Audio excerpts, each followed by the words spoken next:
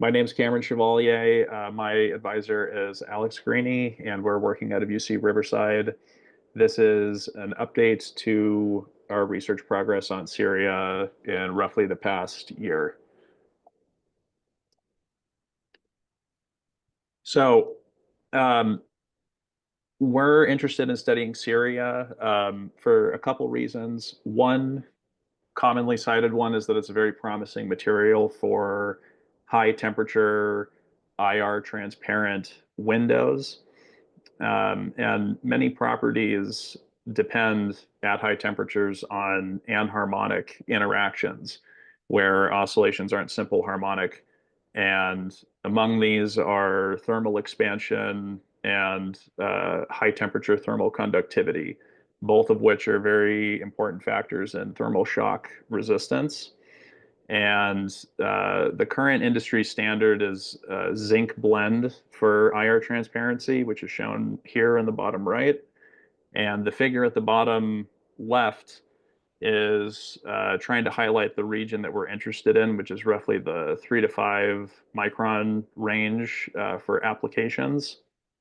In this frequency range, we're talking about roughly 6 to 7 phonons worth of energy. And we have this concept that we've been grappling with for the past year called the multiphonon adsorption edge, which is basically a process of IR adsorption where material is able to absorb many phonons of energy across a series of anharmonically coupled phonon modes. So it's very closely related to anharmonicity. And finally, it's somewhat well known at this point that there's a dependence across ionic solids where the multiphonon edge frequency correlates with cation size, which, in other words, is another way of saying that we're kind of interested in the ionic potential, which is basically the charge divided by the radius. So it's kind of like a measure of the electrostatic potential at the surface of the ion, which describes the polarizing power of the cation in that system. So this is believed to affect the stiffness of the bond and then potentially the polarization of the anion. So what we're trying to look at in this presentation is whether or not the polarization of the anion contributes to the anharmonicity.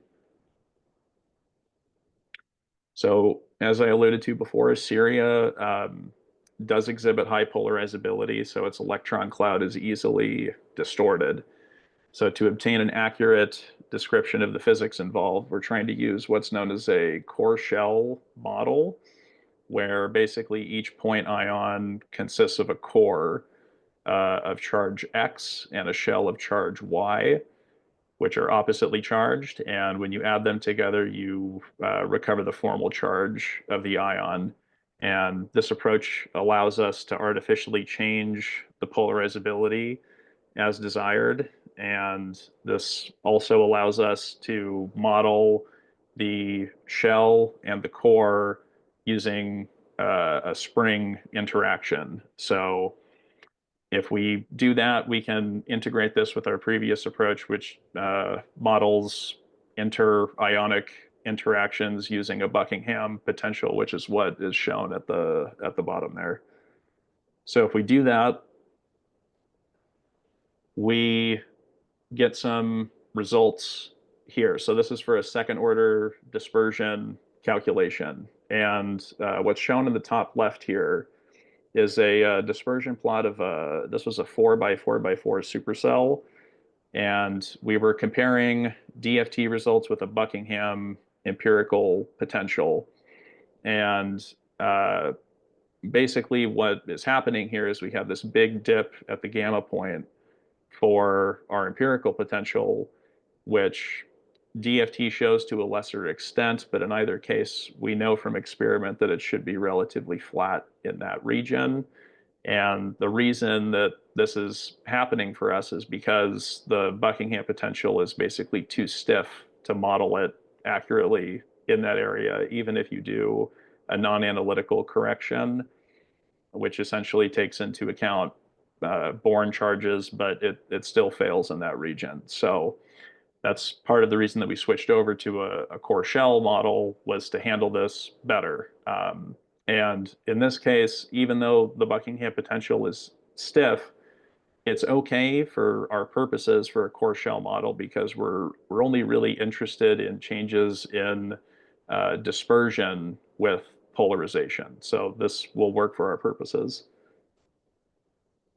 So if we want to look at the effect of polarizability, we can look at this dispersion plot redone here, which plots it against polarizability. So this figure is showing the changes to the dispersion as we increase polarizability. So we have basically 3 acoustic modes at the bottom of the gamma point. We have another point that's labeled, which are 3 mid-frequency optical modes, and those are IR active. And we have 3 higher frequency optical modes, which are non-IR active. So what we see here is that when we change the polarizability, we get two things that happen.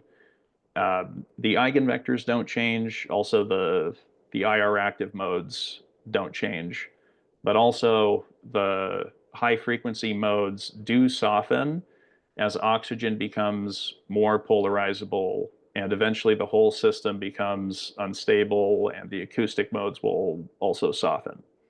So that's our main takeaway at this point, but we want to do a quick sanity check. So one way to do that is to look at changes in polarizability in terms of the susceptibility. So in this case, to test our model, we see that if we reduce the core shell stiffness, the polarizability becomes dominated by the polarization of the oxygen. So what this tells us is that the cores are basically moving inside the immobile oxygen shells. So if we go back to that previous slide real quick,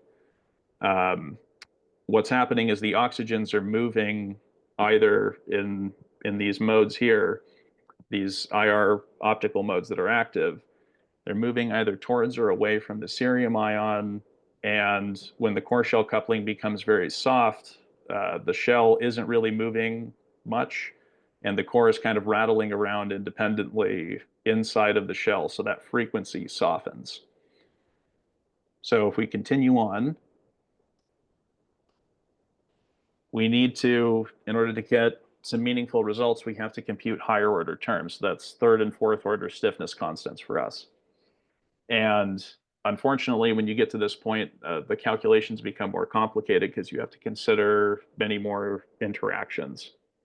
So one way that we've approached this is we've fit this polynomial for the energy using these delta terms. And these are basically forces that are projected onto the eigenvectors for this system. And normally when we compute forces, we have to move the atoms, we have to clamp the cores, and we have to relax the shells.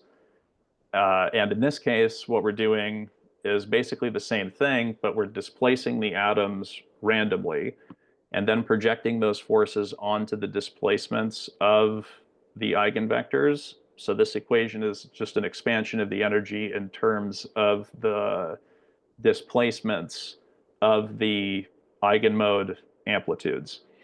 So a lot of words there, but all of that is just to kind of say that as you go to higher order, so for example, this would be a 4th order error, which is significantly lower than what you get at 3rd order, which is also significantly lower than what you get at 2nd order. So it just shows that it's much, much better at higher order because the error drops off very quickly. So if we want to get some meaningful results out of that expansion, we need to look at those K values in that energy expansion term. So this slide here is showing a plot of those fit parameters. And in this case, it's a little hard to see. I'll zoom in a second, but these first 6 spikes here are the 2nd order stiffness terms. The IDs between roughly 28 and like 85, those are third order terms, and then everything past 85 would be fourth order. So the point that we're trying to take away here is that this last set of spikes towards the very end here, these higher order terms, they do change with polarizability. So these different colored data points here represent different spring stiffnesses. And we can see that it does depend on polarizability to an extent. So we want to get some kind of physical meaning out of that. So to that end, we zoom in and we only consider up to third order. So this is the same plot as the previous slide, but we're only considering up to third order, and then we truncate it. And in this case, if we look at the second order stiffness, so that would be this region here, the first three constants, or the first three fit parameters, do not change, but the second three do. So these do depend on the stiffness, or sorry, the stiffness depends on the polarization. And the third order stiffness constants we see don't change really at all.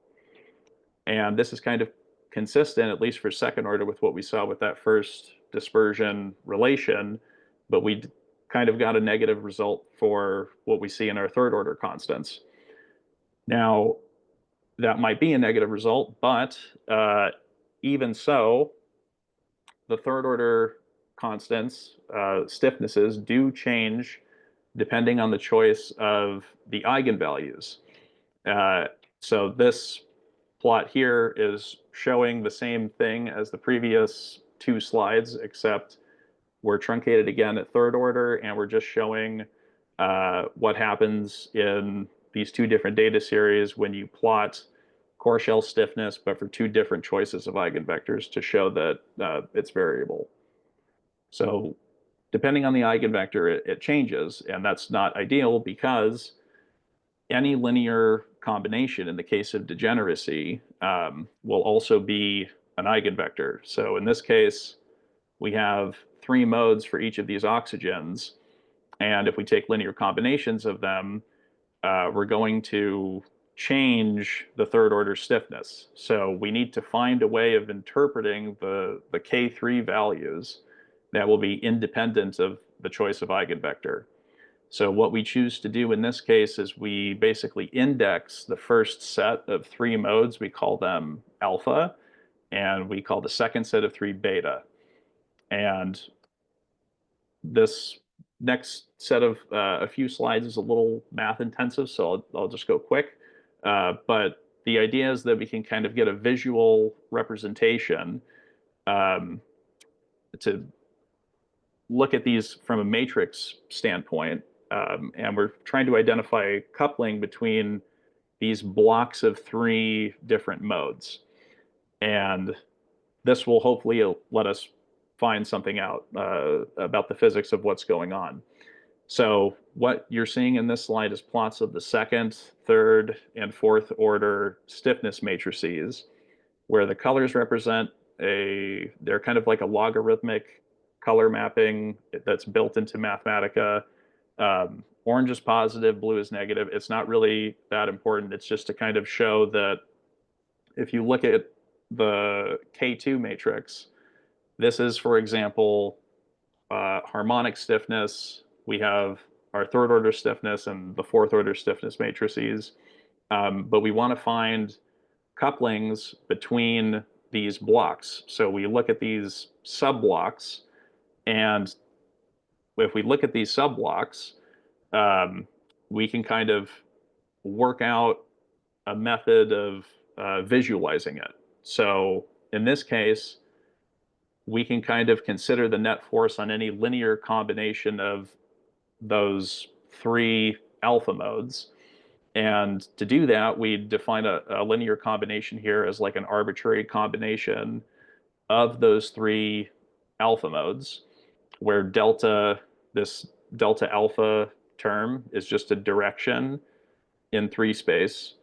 And if we basically take two of those directions and we dot it with a sub-block of that K3 matrix, that's going to give us a force vector, which will then correspond to the total force on those alpha modes.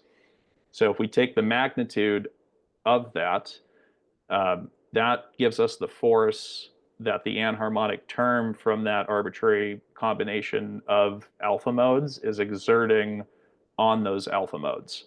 And if you plot that, if anyone stuck with that explanation, if all that is to say, if you plot that linear combination of alpha modes, you get something that looks like this figure on the right-hand side here. And you can also define a net coupling as basically the average over all orientations of this term here, this term here. So if we integrate this out, you end up with a number that just represents the average force from that third order contribution. And you can do this with alpha and beta modes so that you can mix them.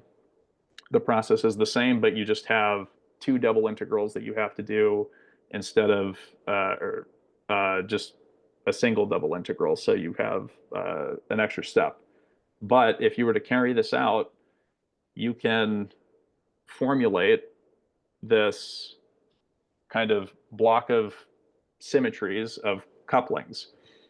So this is trying to show those linear combination terms and how we can combine those terms. So how to read this slide is if you look at the squared combination of alpha modes with a linear combination of alpha modes, you basically get 0. This zeroes out. But if you look at a quadratic, a squared combination of alpha modes with a linear combination of beta modes, this line here, which corresponds to this second line, is non-zero.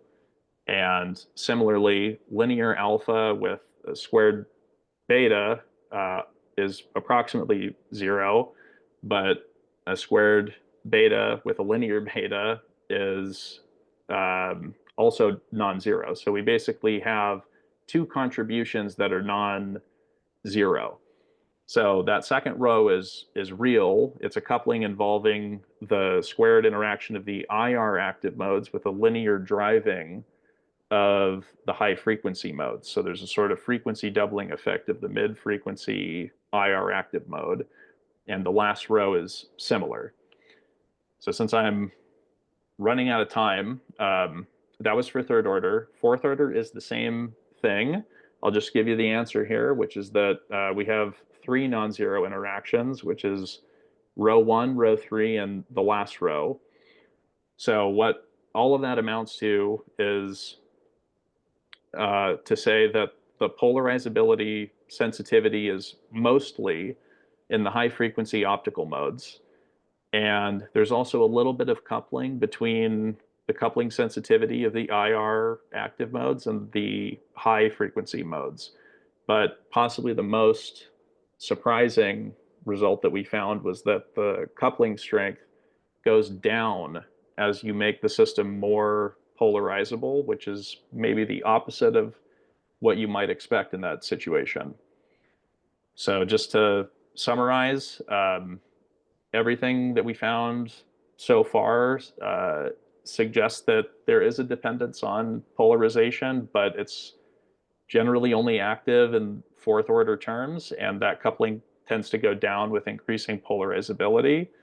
And from this point on, we're going to be looking at how this would influence zinc, because obviously sulfur is more polarizable than oxygen. So that'll be something interesting to look at.